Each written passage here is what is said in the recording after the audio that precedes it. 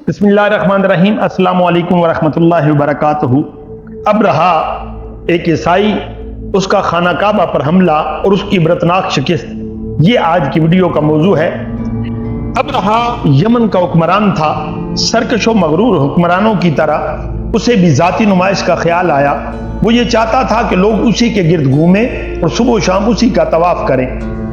किसी को उसकी ज़ात में दिलचस्पी लेने और दिल में इसकी अकीदत बसाने के सिवा और कोई काम ना हो।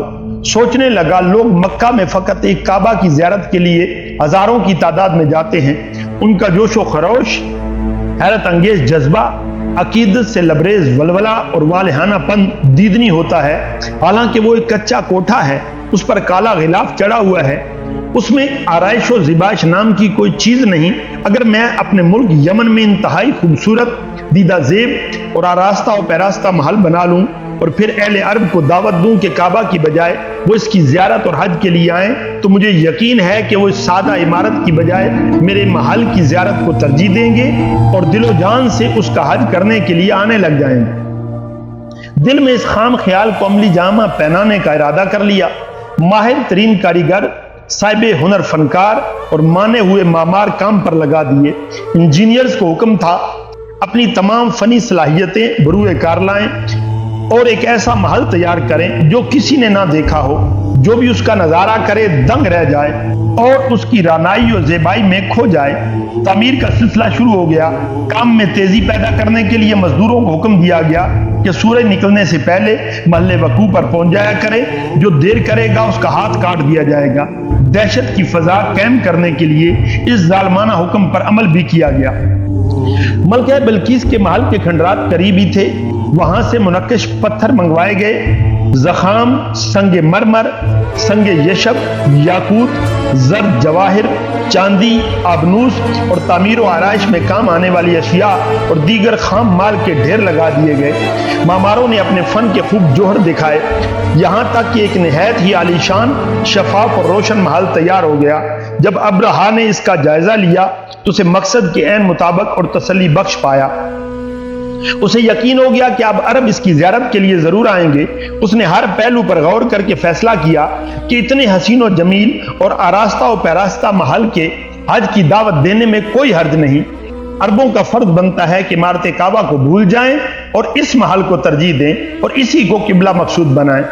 उसने अरब के तूलो अर्ज में ऐलान करा दिया कि हज और ज़ियारत के लिए एक बेहतर इमारत तामीर कर ली गई है, इसलिए आइंदा ज़ायरीन उधर का रुख करें और हज करने के लिए मक्का ना जाएं। अरबों के अंदर इस ऐलान से बड़ा इश्तियाल पैदा हुआ। बनु कनाना के एक शख्स को इतना गुस्सा आया कि उसने अब्रहा को सबक सिखाने की ठान ली। यमन गया और मौका पाकर वहां गलाजत और गंदगी बखेर दी। हर तरफ ताफुन फैला दिया, अशिया को दरम बरम कर दिया। जब अब्रहा को पता चला कि एक अरब बाशिंदे ने इसके महल की तौहीन की है तो आग बगोला हो गया। इश्तिआल में आकर कसम खा ली कि वो भी इस घर की इसी तरह बेहुरमती करेगा जिस तरह उसके महल की गई है और उसे मुनहदिम कर देगा। उसने 60,000 फौज को तैयार होने का हुक्म दे दिया। जब हजरत अब्दुल मुत्तलिब को इल्म हुआ कि अब्रहा आ रहा है और उसके अज़ाम खतरनाक हैं तो बहुत फिक्रमंद हुए, मगर इत्मीनान था कि अल्लाह ताला जरूर मदद फरमाएगा। अब्रहा ने मक्का मुकरमा के करीब पहुंचकर अपने फौजियों को खुली तबाही का हुक्म दे दिया। वो गए और गिरदो नवाज से जानवर पकड़ कर ले आए। इनमें हजरत अब्दुल मुत्तलिब के 200 ऊंट भी शामिल थे। अब्रहा ने अपने एक अमीर हनाता को भेजा कि वो अमीर अरब अब्दुल मुत्तलिब से जाकर मिले और बताए, मैं तुम्हारे साथ जंग करने के लिए नहीं आया, मेरा मकसद फकत इस घर को गिराना है। अगर तुम मुझसे तारज़ ना करो तो मुझे तुम्हारे खून बहाने से कोई दिलचस्पी नहीं। हनाता बड़ी तरंग में मक्का की तरफ आया।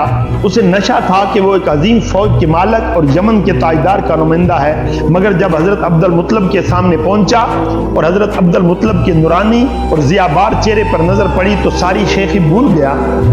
अजमत व वजाहत के इस पैकर को देखकर कपकपी तारी हो गई, जबान लड़खड़ा गई और रोब हुस्न से बेहोश हो गया। गोया इस पर नज़ा का आलम तारी हो गया और ऐसी आवाज निकालने लगा जैसी आवाज ज़िबा के बाद बैल निकालता है। जब होश ठिकाने आए, अब्दुल मुत्तलिब के सामने सजदे में गिर गया और कहा कि मैं गवाही देता हूं कि आप वाकई कुरैश के सरदार हैं। जब अच्छी तरह संभल गया तो पैगाम दिया, शायद यमन ने भेजा है कि हम जंग के लिए नहीं आए, फकत काबा को गिराना चाहते हैं। آپ مجھ سے آ کر ملے۔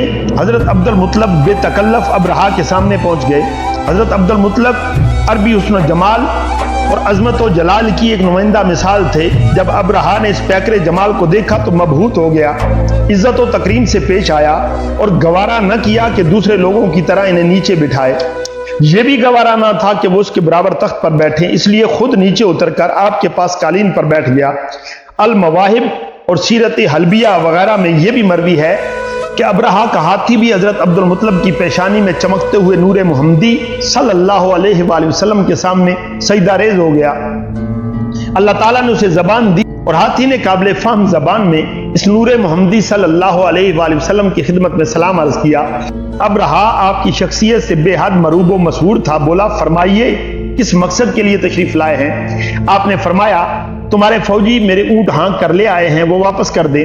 ابرہا انگشت بداندار رہ گیا، حیرت سے بولا، میں تو آپ کی شخصیت و وجاہت سے بے حد متاثر ہوا تھا، مگر آپ کی بات سن کر میری ساری عقیدت ختم ہو گئی ہے۔ آپ نہیں جانتے کہ میں آپ کی عقیدتوں کے مرکز کعبہ کو ڈھانے کے لیے آیا ہوں اور آپ کو 200 اونٹوں کی پڑی ہے۔ چاہیے تو یہ تھا کہ آپ کعبہ کے موضوع پر مذاکرات کرتے، مگر اونٹوں کو بیچ میں لا کر آپ نے انتہائی سطحیت کا ثبوت دیا ہے۔ حضرت عبد المطلب مسکرائے، فرمایا، تم یہ راز نہیں سمجھ سکو گے، میں فقط اونٹوں کا مالک ہوں، اس لیے ان کی سلامتی چاہتا ہوں۔ کعبہ کا مالک اور ہے جو خود اس کی حفاظت کر لے گا اور تجھے بھی پتہ چل جائے گا۔ ابرہا کو واقعی کچھ پتہ نہ چلا، وہ اس معنی خیز جواب کو تو نہ سمجھ سکا، البتہ اس نے عبد المطلب کے اونٹ واپس کر دیے۔ عبد المطلب نے مکہ آ کر اپنے عوام کو حکم دیا کہ وہ گھر بار چھوڑ دیں اور پہاڑوں پر نکل جائیں۔ آپ نے پہاڑ پر پہنچ کر دعا کی، اے اللہ، ہر بندہ اپنے گھر بار کی حفاظت کرتا ہے، تو بھی اپنے گھر بار کی حفاظت کر۔ کل تیری قوت و طاقت پر ان کی قوت اور صلیب ہرگز غالب نہ آئے۔ صلیب کے پجاریوں اور ماننے والوں پر آج اپنے بندوں کی مدد فرما۔ اس دعا کا مانگنا تھا کہ آپ کی پیشانی پر نور محمدی کا دائرہ چاند کی طرح گھوما، اس میں زبردست روشنی پیدا ہوئی جو پھیلتی ہی چلی گئی یہاں تک کہ کعبۃ اللہ تک پہنچ گئی۔ حضرت عبد المطلب نے جب یہ نورانی منظر دیکھا تو فرمایا، یا معشر عرب، خوش ہو جاؤ، تمہاری دعا قبول ہو گئی ہے۔ اس وقت نور مبارک کی یہ چمک اس بات کی علامت ہے کہ کامیابی اور خوشی تمہیں نصیب ہوگی اور تمہارا دشمن ذلیل و ہلاک ہوگا۔ دوسرے روز ابرہا نے ہاتھیوں کی سفید رخ کی، سب سے بڑے سفید ہاتھی کو آگے کھڑا کیا اور سپاہیوں کو حکم دیا کہ آگے بڑھیں، مگر ہاتھی نے آگے بڑھنے سے انکار کر دیا۔ انہوں نے سر پر زور سے انکس مارا، مگر اس کا کوئی اثر نہ ہوا۔ پیٹ میں لوہے کا کیل چبویا، مار مار کر لہولہان کر دیا، مگر ہاتھی اسی طرح اڑا رہا۔ انہوں نے اس کا رخ دوسری طرف کیا تو وہ چل پڑا، مگر جو ہی کعبہ کی طرف موڑا وہ پھر رک گیا۔ اب یہی صورت بن گئی کہ اگر اسے یمن، شام یا مشرق کی طرف موڑتے تو وہ چل پڑتا اور جب کعبہ کی طرف رخ کرتے تو رک جاتا۔ ان کی سمجھ میں نہ آیا کہ یہ کیا راز ہے۔ حضرت عبد المطلب، مسعود ثقفی اور عمرو پہاڑ پر کھڑے یہ حیرت انگیز منظر دیکھ رہے تھے۔ اچانک عمرو نے حضرت عبد المطلب کی توجہ ایک طرف مبذول کرائی، دیکھو تمہیں کچھ دکھائی دے رہا ہے؟ عبد المطلب نے کہا، ہاں، میں پرندوں کی ڈاریں دیکھ رہا ہوں جو سمندر کی طرف سے آ رہی ہیں۔ ان کے رنگ زرد، سر کالے اور پاؤں اور چونچیں سرخ ہیں۔ یہ قامت میں کبوتر سے چھوٹے ہیں۔ ہر پرندے کے پاس مسور کے دانے کے برابر 3 کنکریاں تھیں۔ یہ خدائی لشکر ٹڈی دل اور شہد کی مکھیوں کی طرح ابرہا کے لشکر پر چھا گیا اور اسے ہر طرف سے گھیر لیا۔ پھر اس نے لشکر پر کنکریوں کی بارش کر دی جسے وہ لگی جسم کو چھیدتی ہوئی نیچے تک چلی گئی۔ اس نے گرانڈیل طاقتور جسموں کو چھلنی کر دیا، گوشت پوشت اڑا دیا اور وہ اس طرح ریزہ ریزہ ہو گئے جیسے کاسف معقول یعنی چبایا ہوا بھوسا ہوتا ہے۔ ابرہا بھی بھاگ اٹھا، لیکن ہر منزل پر وہ ٹوٹتا اور بکھرتا رہا، تاں کہ جب اپنے گھر پہنچا تو سینہ پھٹ گیا اور دل باہر آ گیا۔ اس کا وزیر ابو یکسوم حبشہ کی طرف بھاگا، اس کے سر پر پرندوں کا ایک غول منڈلاتا رہا، اسے کچھ پتا نہ تھا۔ جب وہ نجاشی کے سامنے پہنچا تو ان پرندوں نے کنکریاں پھینک دیں اور وہ نجاشی کے سامنے ٹوٹ پھوٹ کا شکار ہو گیا۔ اس طرح اس نے اپنی آنکھوں سے اس عذاب کا منظر دیکھ لیا جس میں ابرہا اور اس کا لشکر مبتلا ہوا تھا۔ اللہ رب العزت نے اس طریقے سے اپنے گھر کی حفاظت کی۔ امید ہے آج کی ویڈیو آپ کو پسند آئی ہوگی۔ اسے نہ صرف خود دیکھیے اسے لائک بھی کیجئے اور اپنے دوستوں کو شیئر بھی کیجئے۔ جزاک اللہ۔ آئندہ ویڈیو تک کے لیے اللہ حافظ۔